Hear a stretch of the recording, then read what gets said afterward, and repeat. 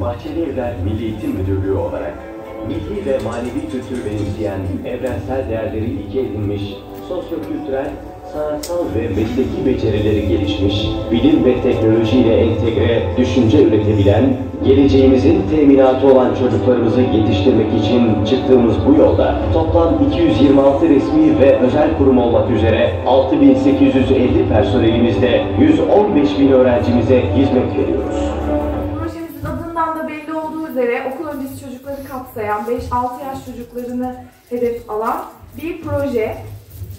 Projemiz Sanayi ve Teknoloji Bakanlığı'na bağlı İstanbul Kalkınma Ajansı tarafından mali olarak destekleniyor. İlçe Milli Eğitim Müdürlüğümüz bünyesinde yürütülüyor. Bahçeli Evler Belediyesi ve Marmara Üniversitesi ile de işbirliği içerisinde çalışmalarımızı sürdürüyoruz. Projemiz 2 milyona yakın bir bütçeyle destekleniyor. İstanbul Kalkınma Ajansı'na her yıl binlerce projeyle başvuruluyor. Ve bu projeler arasında uygulanması en faydalı olacak, çocuklara ya da işte yapılan kitleye en faydalı olabilecek projeler seçilip mali olarak destekleniyor.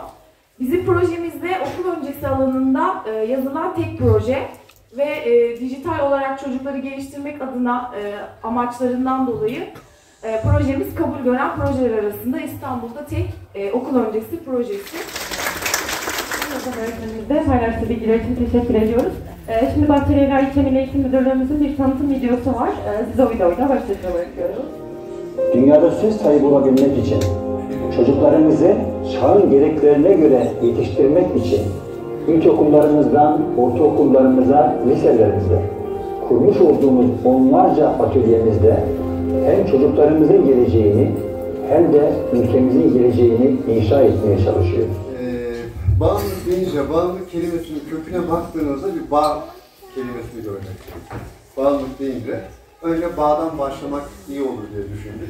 Dolayısıyla bağ kurmak, sağlıklı bir bağ kurma yetisi, ruh sağlığımız için, hayatımız boyunca bir insanoğlu için çok önem taşıyan bir kavram.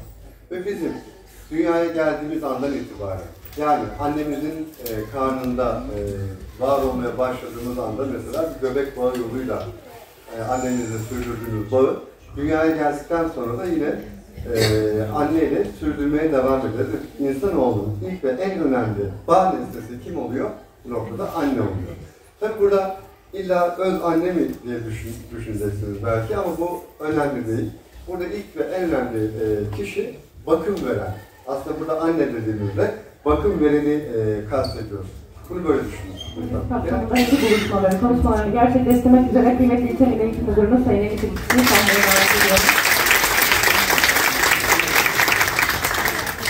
Evet, kıymetli okul müdürümüz, Kozan İlkokulu müdürümüz, Mustafa Sanayi İlkokulu müdürümüz, kıymetli okul yöneticilerimiz, öğretmenlerimiz, bizim ilçemizin proje yürütücüleri ve kıymetli velilerimiz.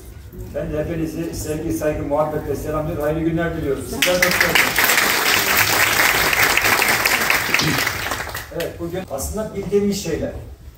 O bildiğimiz şeylerden bazılarını maalesef farkında olmadan kıskanıyoruz. Sonra iş işten geçiyor, bir daha geriye dönüş olmuyor. Düzeltilmesi imkansız oluyor. Çocuğumuz bugün eve geldiğinde kendisine ait olmayan bir şey getirdi yanında. Bu bir kitap olabilir, bir kalem olabilir, bir kalem kutusu olabilir. Veya başka bir şey de olabilir. Siz gördünüz, çocuğa sordunuz, dedi ki bu senin değil, bu kimin? Dediniz. Çocuk da dedi ki, anne bu falanca arkadaşımın, ben o görmeden ben aldım bunu. Çantama koydum. Getirdim. Şimdi bu ifadenin karşılığında anne şunu derse, aferin yavrum iyi yapmışsın. Bakın. Derse, vay o çocuğun haline değil mi? Bakın bunları basit görmemek lazım. Şimdi o kadar önemli ki bizim oradaki tavrımız. Şimdi bir bu şekilde söyleyebiliriz. Bir de ya yavrum sen ne yaptın? Bak bu sana ait olan bir şey değil. Derhal bunu yarın götür arkadaşına geriye teslim et ve arkadaşından da özür dile. Dememiz lazım değil mi? Şimdi bu şekilde yaparsak çocuğa doğru olan davranışı kazandırmış oluruz. Diğerini yaparsak çocuğa yanlış olan davranışı kazandırmış oluruz. Daha sonra çocuk onu ne haline getirecek? Alışkanlık haline getirecek. Ve bunu sürekli yapacak. Ve ondan sonra başı belalardan kurtulmayacak. Değil mi? Bak diyor, annem de diyor onaylıyor, babam da onaylıyor. Ya bu şekilde yapıyor. Şimdi bunlara velilerimiz zamanında dikkat etmezsek, bu yaşlardayken bütün doğruları ve bütün yanlışları biz çocuklarımıza yansıtarak öğretmezsek, bakın sonrası çok kötü. Okullar, işte dışarıdaki özel kurslar, yani direksiyon kurslarından tutun, çocukların gitmiş olduğu diğer kurslara varıncaya kadar, bu okulumuzun bir şeye ihtiyacı olduğu zaman, çocuklarımızın herhangi bir durumu olduğu zaman, öğretmenlerimizin işte gelmesi, gitmesi, tayinleri çıktığı zaman, bütün bu organizeleri kim yapıyor? Biz yapıyoruz. Kapımız hepinize açık. Sizler de hani herhangi bir meramınızı anlatmak için, bir teklif, öneri sunmak için sizler de gelebilirsiniz. Bizim bulunmuş olduğumuz yerler herkesin. Biz gelip geçiciyiz, öyle değil mi? Devletin kurumları herkesin. Eşit bir şekilde. Bakın çocuklar orada ne yaptılar? Gidip oradan bir yerden hazırdan satın alıp getirmediler oraya. Bakın kendileri yaptılar. Kendileri yaptığı zaman daha kıymetli ve değerli. Ve çocuk bunu öğrenmiş olacak.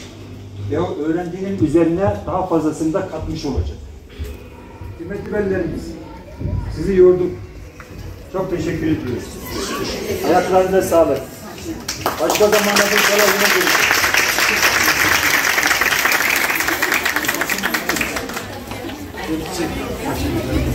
Teşekkür ederim.